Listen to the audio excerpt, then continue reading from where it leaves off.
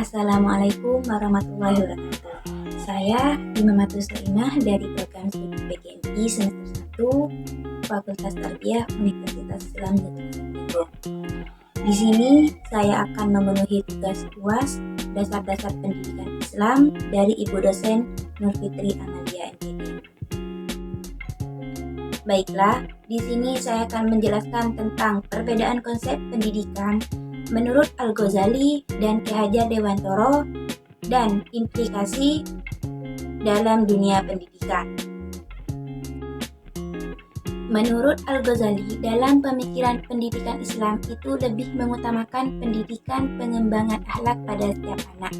Tujuannya, pendidikan bagi Al-Ghazali adalah menjadi manusia sempurna di dunia dan akhirat. Konsep yang diambil oleh Al-Ghazali yaitu dengan membimbing seorang anak tahap demi tahap itu dapat menyebabkan anak mempunyai kepribadian yang luhur dalam dirinya. Metode pendidikan Al-Ghazali yaitu dimulai dengan menghafal, meyakini, memahami, dan menegakkan dalil dalam menguatkan akidah Islam.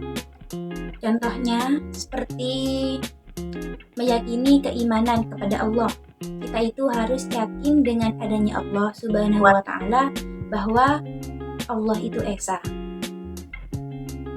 Contohnya lagi, dalam metode memahami, kita itu harus paham atau mahir dalam memperdalam ilmu agama dalam Islam, agar kita itu bisa membedakan mana yang baik dan mana yang buruk. Dan pendidikan itu merupakan kegiatan yang harus memiliki tujuan target yang kuat. Sama dengan halnya hidup di dunia ini, kita harus memiliki tujuan untuk kedepannya. Kita itu harus bagaimana dan apa yang kita harus lakukan selanjutnya. Sedangkan hidup di dunia ini adalah sebuah alat bagi seorang untuk mencapai kebahagiaan dunia dan akhirat. Tujuan pendidikan tidak hanya berkaitan dengan pengetahuan intelektual, tapi juga melibatkan spiritual dan moral.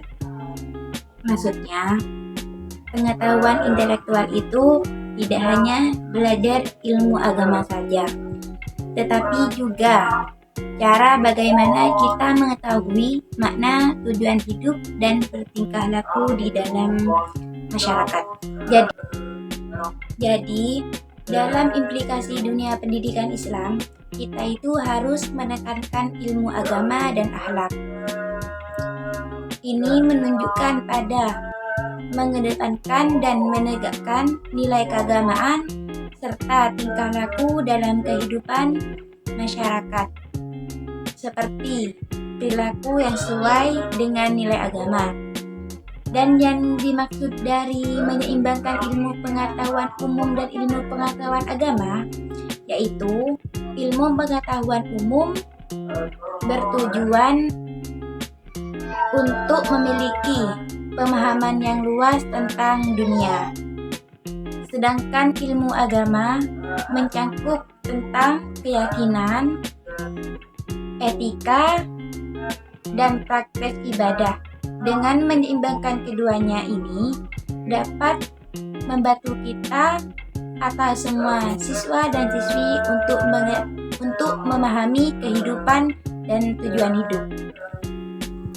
Menurut Ki Hajar Dewantara yang dijuluki dengan Bapak Pendidikan, pemikiran pendidikan adalah sebagai tuntunan dalam hidup tumbuhnya anak. Maksudnya, pendidikan menuntun kekuatan kodrat yang ada pada anak agar mereka dapat mencapai keselamatan dan kebahagiaan yang setinggi-tingginya. Maksudnya adalah mencetak generasi muda untuk membangun kesadaran kebebasan dari penjajah. Pemikiran Ki Hajar Dewantara ini mencerminkan semangat agar menghasilkan semangat untuk menciptakan pendidikan yang mencangkup nilai-nilai budaya, moral, dan kemandirian, dan mempunyai rasa tanggung jawab. Dapat disimpulkan bahwa tujuan pendidikan menurut Ki Hajar Dewantara ini yaitu membentuk manusia yang merdeka, mandiri, memiliki rasa cinta tanah air, dan bertanggung jawab.